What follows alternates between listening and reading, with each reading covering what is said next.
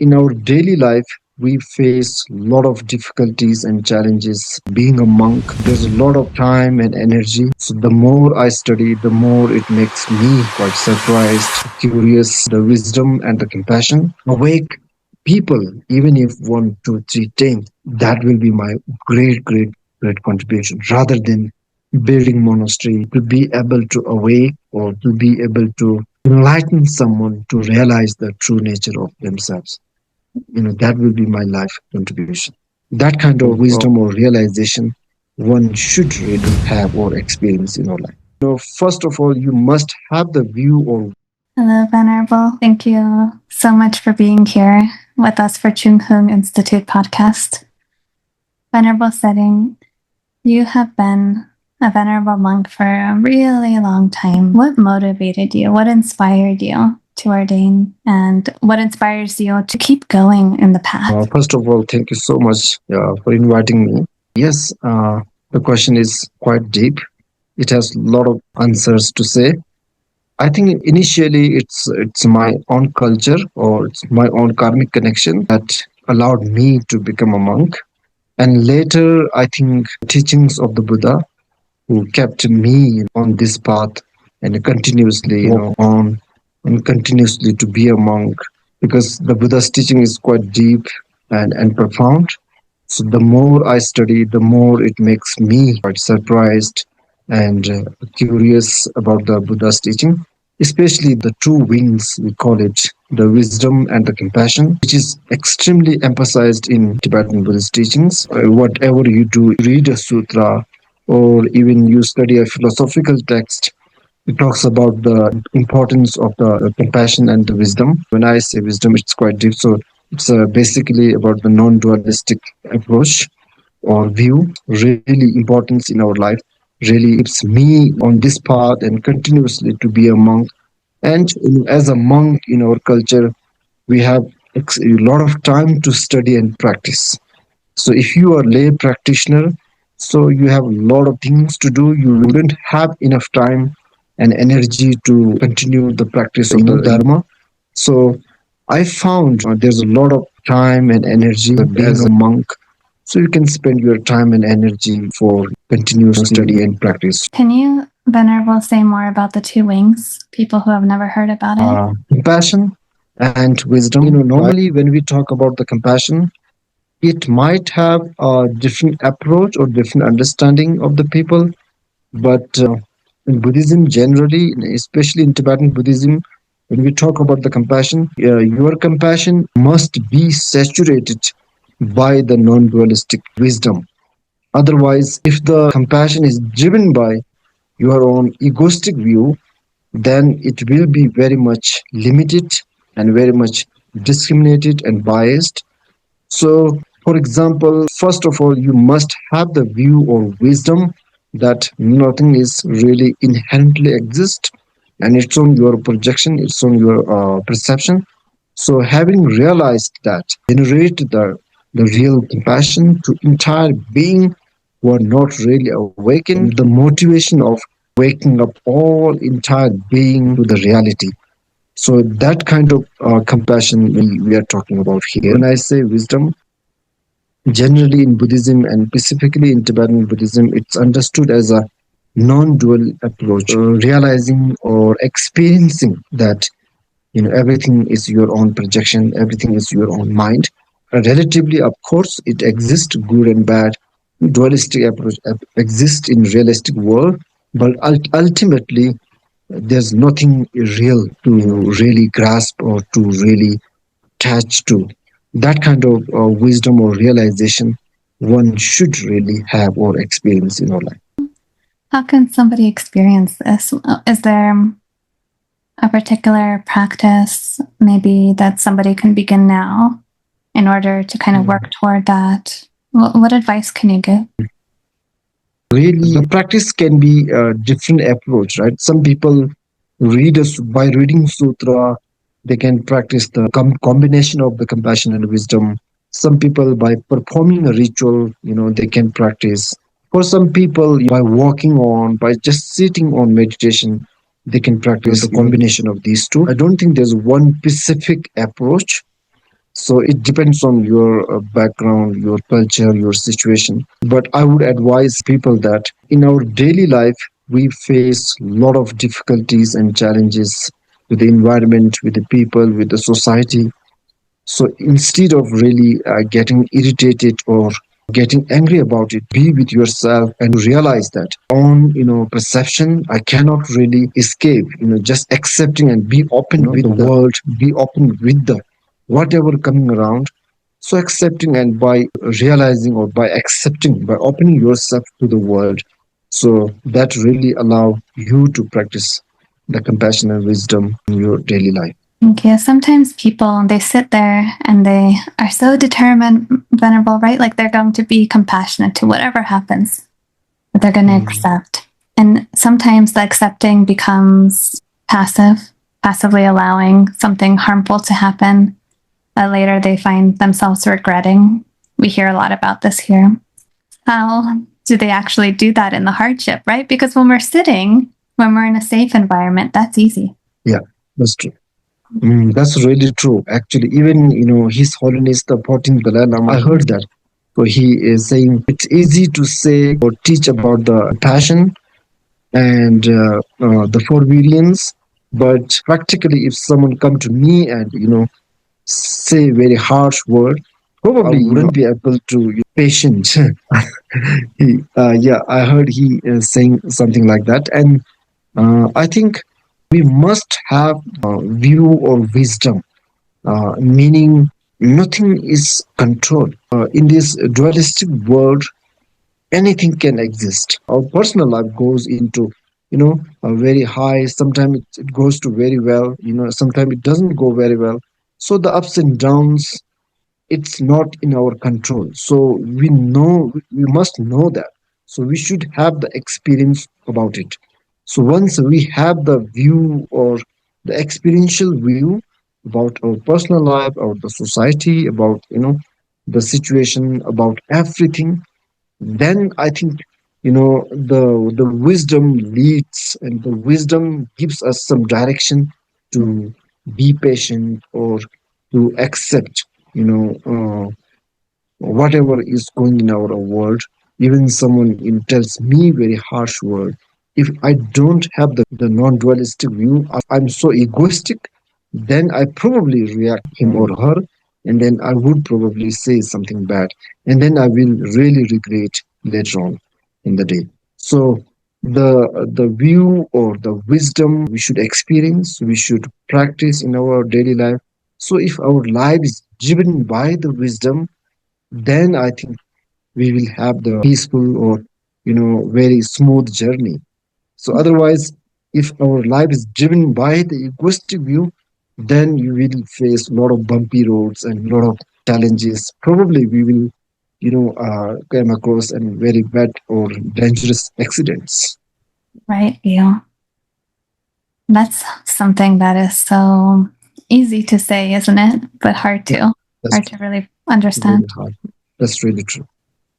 Venerable, in the beginning, you mentioned kind of becoming a venerable monk and remaining. So it's also partly your karma, right? Yeah, yeah. Karma in the West, people associate that I did something, so something bad is going to happen to me, or I did something good and something good is happening to me. So, can you please share with us from the Tibetan Buddhist perspective, how can one really understand what karma is and if there are different kinds of karma? Yeah, about the karma, it's quite complicated. So it's extremely difficult to explain, but I will try my best. The meaning of karma in Tibetan Buddhism, the connotation of the word karma has something to do with our physical action. But in reality, in Tibetan Buddhism, in philosophical text, the karma, when we say karma, it's all about your pure your intention, rather than your physical actions. So the physical action is the result of your intentions. So the your intention is the source of the root of the karma. For example, whatever you do in your life, if your intention is pure, in your intention, if your intention is genuine to help others, if your intention is saturated by the loving kindness and compassion or bodhicitta, then your action, your physical action appears to be sometime, very not really good. No matter, whatever your physical action would be, so the karma will be good. I mean, that's a good karma. And if your intention is for yourself, and if your intention is very biased or very limited, then no matter what your physical or verbal action appears to be good, but actually your karma is you are accumulating very kind of bad karma. So when I talk about the karma is basically about intention and our motivations. For example, let's say I'm doing some prostrations, I'm doing some circumambulations, I'm reciting a mantra. If your intention is to really be popular, or to really your intention is very much surrounded, or your intention is only for this life, right? So then that karma will not drive you to the enlightened. Mm. So it really matters about your intention and your motivation. That's such a good reminder. Venerable, I know that there are four main traditions in Tibetan Buddhism. Can you talk a little bit about what tradition you are, and just a little bit about what are the four traditions? Yeah, in Tibetan Buddhism, generally there are a lot of small different traditions, but generally there are four main traditions. And yeah, before I talk about the my tradition, I would say these four traditions are not completely separate. All the four traditions are same in terms of the practice, in terms of the study, in terms of the teachings, but the differences is lineages. So the four different traditions has different masters, different lineages. That is the only differences within these four traditions. And these four traditions are like, first is called Nyingmapa. Nyingma is in Tibetan word. Nyingma is it's old tradition. The meaning of the Nyingma is old. So it was when this is the first Tibetan Buddhist tradition exist in Tibet from the beginning of the when Buddha Dharma came to Tibet, like from 7th century until now. So the first tradition is called Nyingma, and then other threes like Sakyapa and Kagyupa and Gelugpa. So these three traditions are called Sarmapa, kind of new tradition. The Buddha Dharma actually came to Tibet around 7th century, and then it goes continue to 8, 9, 10. And during the 10th century, one Tibetan king destroyed the Buddha Dharma, and he thought that the Dharma is the main obstacle for the development. So he totally destroyed all the Buddha Dharma, and he burned all the Tibetan Buddhist texts, and he genocide the monks and nuns for the around 100 years. There was no Dharma at all. And then later his predecessors, they realive, retrieved the Buddha Dharma. And then later on, some masters came to India, Buddha Dharma from India, and then they translate a lot of things into Tibetan. And then the Gaju and Sakya and the Gelugpa, these three traditions came to exist. That's the kind of historical background about the four traditions. And the tradition I'm belong to is Sakyapa. Why it's called Sakyapa? Because Sakya, the meaning of the word, the Tibetan meaning Sakya is a kind of gray place in Tibet. There's a one place called Sakya. Why? Because it's a very much dryish, and it's very much kind of gray. It doesn't have a lot of rains. It doesn't have very much moisture there. During the 10th century, one Tibetan master, he built a monastery there, and he continued the monastic tradition. He came to India and studied from the great Siddha called Brihvapa. He's called Dharmapala. And from him, he studied and he translated a lot of tantric sutras and tantras. And then he brought them into Tibet, and he built a monastery there. And then, his predecessors, continue to practice it. So that's why it's called Sakyapa, the lineage of the kind of great Siddha Dharmapala. What's your practice like, Venerable? Now this is Yeah, going to that's the be good a question. big one. A little about like maybe your practice that you can share with the public and an idea for people to know what kind of schedule do you have at the temple for yourself? Sure. Definitely. The practice of the Sakyapa, maybe you can see behind me, there's a whole bunch of text all about the Sakyapa text or practices. So it has lots of different types of philosophical text and ritualistic text, as well as very much spiritual songs. So basically, the practice of the Sakyapa is all about one deity called Hevajra. In Tibetan Buddhism, you might be surprised seeing all these wrathful and peaceful deities. Some people really get annoyed by seeing these things. It's good to have some basic understanding or background about it.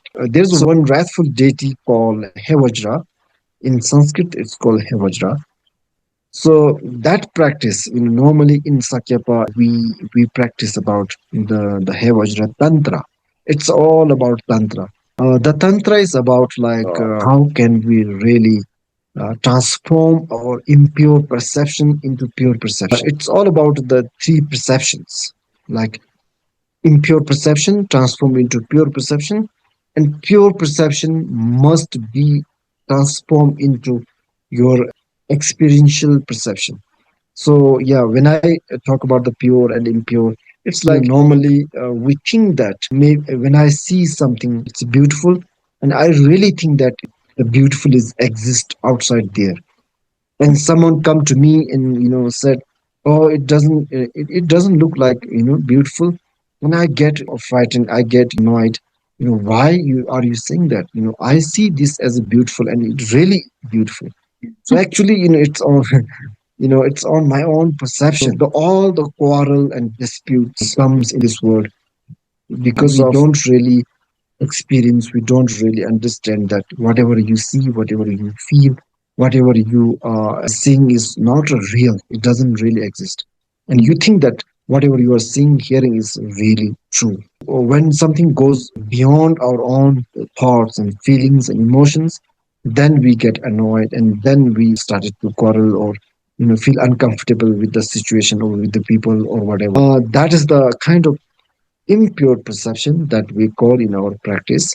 So we spent 4 or 5 years. You might have heard about the term Mondo. Mondo, yeah, there's one term called Mondo. It's pretty much popular in West as well. So Mondo is kind of preliminary practice. Preliminary practice, what we do is 100,000 prostration, and we do the 100,000 kind of mandala offering, and we do 100,000 Guru Yoga practice, recitation, the mantra.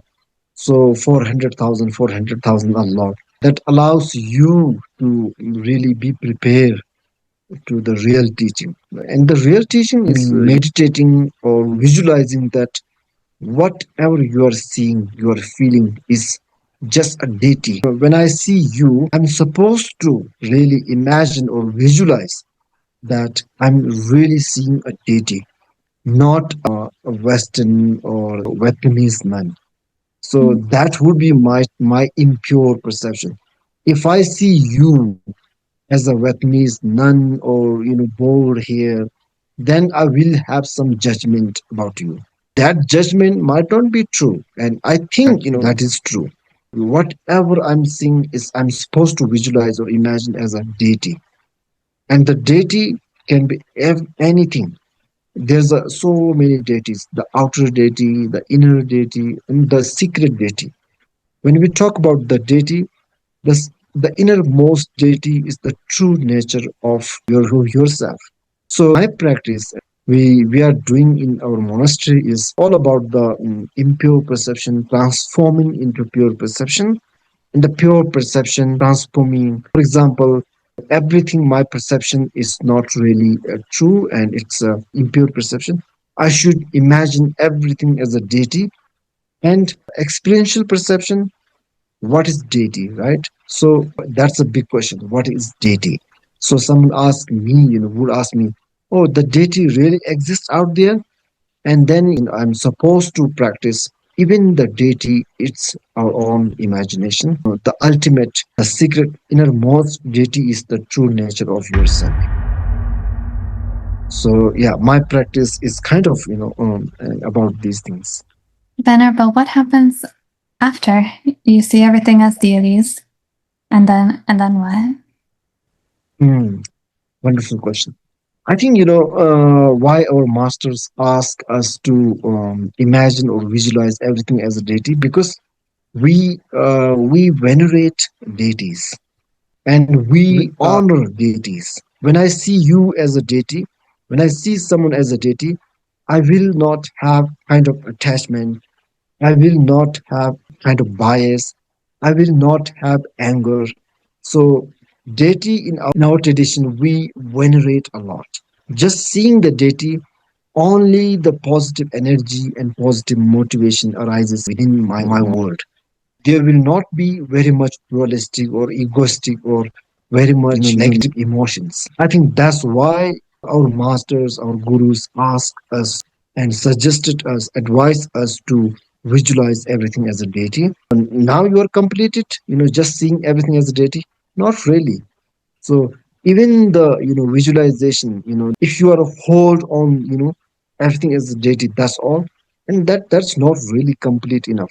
So even you should destroy that attachment, that view, right? It's my own perception. So that is the final practice. Wow, that's so beautiful.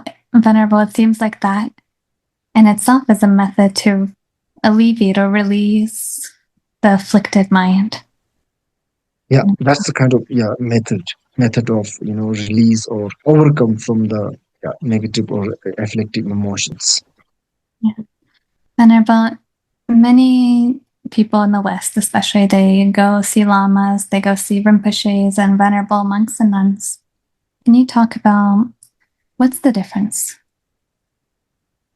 That's again, very big question. So in Tibetan Buddhism, we venerate a lot about the term Rinpoche. The term Rinpoche and Lama is in Tibetan world. And nowadays, it becomes kind of not so really worthy, because there's a lot of fake Rinpoches, a lot of fake Lamas that really troubles you and pretend you as a Rinpoche or Lama, but eventually they will lead you towards some trouble and problematic situations. So in tradition, the term Rinpoche is precious one. Rinpoche, it's translated from the Sanskrit word Ratna. Ratna is precious. So that's why we call Rinpoche, meaning it's a precious. Precious in terms of what? Precious, he or she is a Rinpoche. Why? Because he or she is recognized as a Rinpoche. Why? Because his earlier life, he might have been very great masters. That's why we recognized him or her very young age as a Rinpoche, and then he or she, some Rinpoche become very practitioner, and some in a very young age they get spoiled. If you don't have the very good karmic connection, then you might have encounter with him or her, and then you have a lot of trouble in life. So the Rinpoche traditionally it means precious in terms of the practice or in terms of his nature or his character or his practice. He's really precious. But sometimes the young Rinpoches, because we recognize him or her as a Rinpoche because of his previous life, so maybe in this life, he probably we name him or her as Rinpoche, but reality, maybe he doesn't have that much practice or that much precious one. So that's about the Rinpoche. So you must be very careful about the term Rinpoche. So just hearing about he's a Rinpoche, you shouldn't really run away to him or her. You should really look or carefully, and check or everything, and then you can really listen or practice the Dharma from him. That's the Rinpoche. And the Lama is a translated word from Guru. It's a it's a huge word, Guru, right? So in spiritual world, not only the spiritual world, in our life, Guru matters a lot. And the guru can be, in my own personal experience, Guru not really necessarily be a human being. Sometimes it can be a bird or tree or anything, someone or something that wakes you up, someone or something that really, enlightens you, gives you the wisdom to see the reality. That is the Lama. That is the Guru, actually. But some people, get confused about the term Lama. So when they heard the Lama, or he or she think that, oh, he's a great master, he's a great practitioner, and he just run away. He or she just run away to him or her, and then eventually they face a lot of challenges. Again, I'm saying in my personal experience, there are so many lamas, and I feel all the lamas are really great practitioners. But for me, for example, your master or your lama, might be really, really helpful for you. And I understand, your master or your lama is really great practitioner, but that doesn't really work with me. My lama, not necessarily to be a lama for all beings, right? So it's again, I feel it's all about your karmic connection. For example, there's a great lamas in the world, but when I heard his teachings or her teachings, I don't feel that much resonated. So rather, I feel there's one very normal guy, and when I listen to his or her teaching, I feel very much, elevated, and I feel very much resonated. So he's my lama, he's my guru, because I have, karmic connection with this guy, not the other guy. So that doesn't mean the other lama is not important, right? So it really, this is very much a relative world, right? We have to understand. In Tibetan Buddhism, some people call it Lamaism. I understand because we really venerate Lama a lot, and someone go against to my Lama, and I feel so agitated and I got argued. You know why? Because they don't really understand the real meaning of the Lama. Lama is someone or something who really gives you the wisdom, who really wakes you up. And that is the Lama. It can be anything. And tell us about venerable monks and nuns, which is probably very funny for me to ask being a nun, but our listeners may not be very familiar. Yeah, again, it's pretty much similar, right? So, in Tibetan Buddhist world, we think that Lama or Rinpoche must be monks and nuns, especially Lama. In Tibetan Buddhism, when you use the word Lama, automatically people will imagine, oh, he or she must be maybe monks and nuns. And if very lay people, when we if someone say he's a great lama and he come to the people as a lay practitioner, maybe people don't really believe, or people have different thoughts and emotions. So in reality, lama, as I said, lama can be not necessarily to be a monks and nuns. That's why I think in Tibetan Buddhism there's so many Rinpoches, long hair, bearded, and someone have married, someone is married, someone have wearing different colors and different robes. So why we have this kind of varieties? Because the outlook doesn't really matter. So if your innermost practice is very much influential or very much deep, then, if you have a bearded, long hair, or married, doesn't really matter. You are my lama. You are my Rinpoche. You are my, guide. So that's why in Tibetan Buddhism, you will see, different types of lamas and Rinpoches, right? Like in Theravada tradition, when we talk about lama and guru, right, teacher, most of the lamas and teachers are very much serene and peaceful and robed well, so no beard, so very much clean.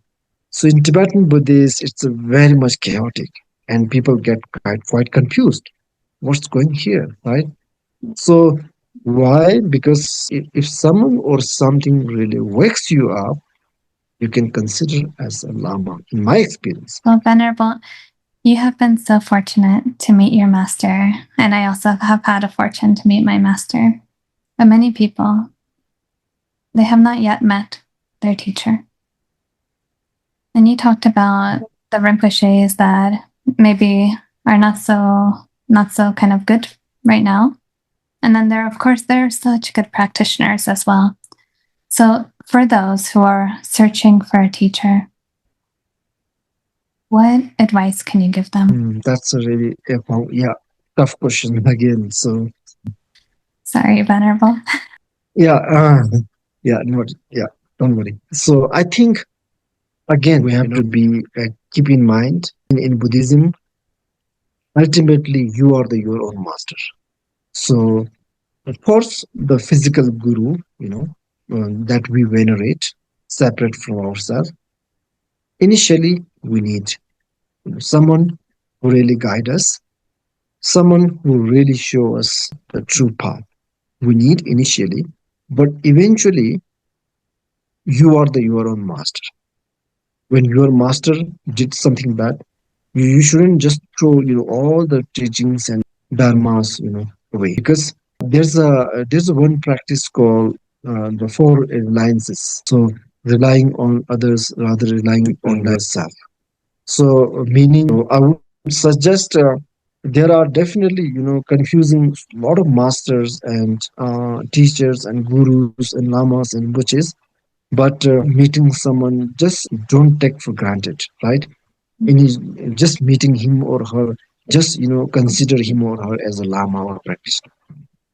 And because in Tibetan Buddhist, if someone gives you we call it empowerment. So empowerment is a very much deep word, the empowerment. If someone gives you the empowerment, then he or she become your master or lama.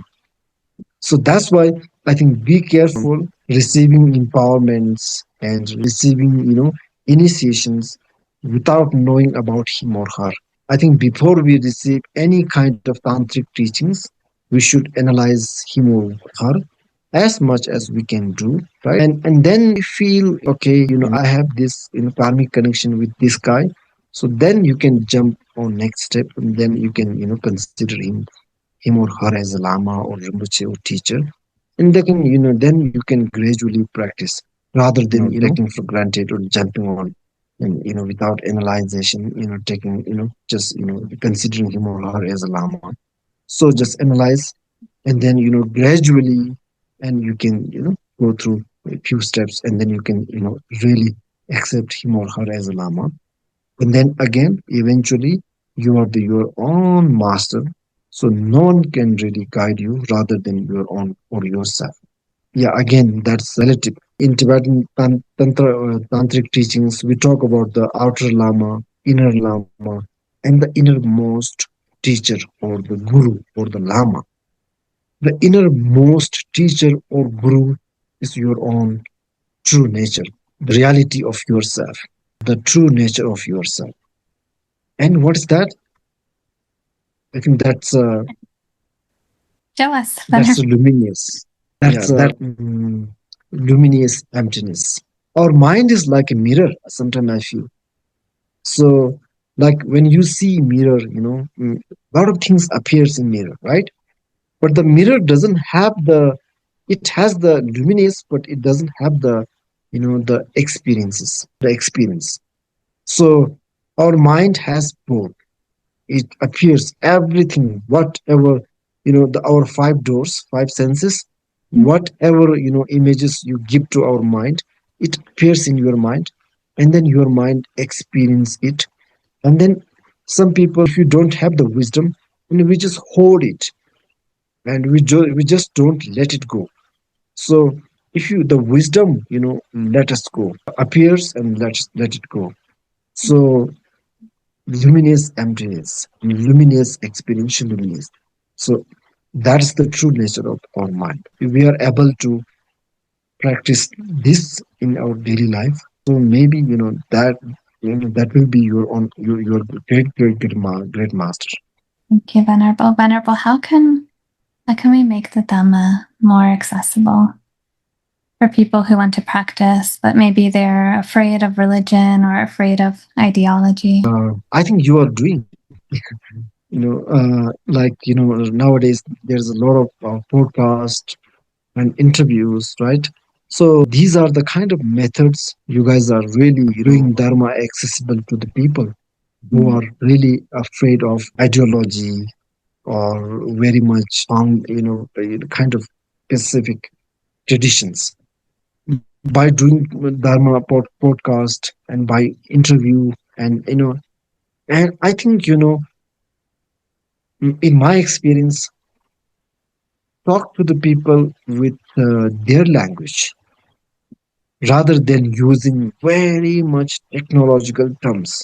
So in our Tibetan Buddhism, when young generations comes to practice or listen to Dharma podcast or Dharma teachings, if the teacher doesn't have the skills to use their language, how they use in their daily life, how they feel, so we need to really connect the Dharma people's experience.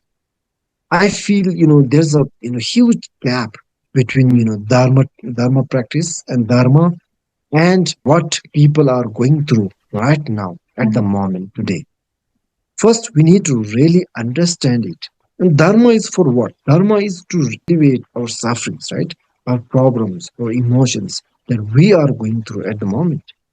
So if Dharma is not useful for that, then why we should really keep practicing it, keep continuing it, right? So of course the I feel Dharma is immensely useful to reduce our pain or sufferings, but somehow we get lost. There's no bridge between today's social or individual challenges and the Dharma. So we need to bridge them. And how? By using today's language, how using today's very much contemporary methods rather than using old, very much specific traditions or methods. And Venerable, what do you hope to contribute in this lifetime? Wow. This lifetime, I don't think I can contribute everything, but I always do aspirations and prayers to be able to really, even if one single person to get enlightened or to awake one single person uh, in his or her life, that will be my great, great, great contribution. But I myself is very much limited or afflicted, full of afflicted emotions and negative emotions. I don't have that ability, but I always, always, always put inspiration in my practice to be able to awake people, even if one, two, three, 10.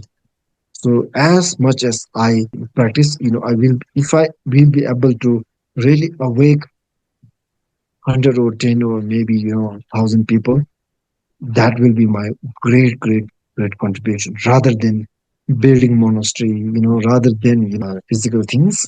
So to be able to awake or to be able to enlighten someone to realize the true nature of themselves, that will be my life contribution.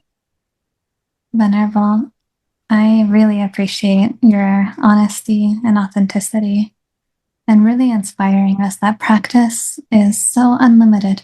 I mean, you are a senior venerable monk, and you still practice every day. And I think that this is something the world needed to hear. Never stop practice. Continue to cultivate and awaken this heart of bodhicitta. Thank you. Thank you so much for inviting me and having conversation and asking great, great, great question with me. So that allowed me to even think or practice more in my daily life. Yeah. Thank you so much. Thank you, Venerable. And I really cannot wait for you to teach at Huong Institute. Thank you. Yeah.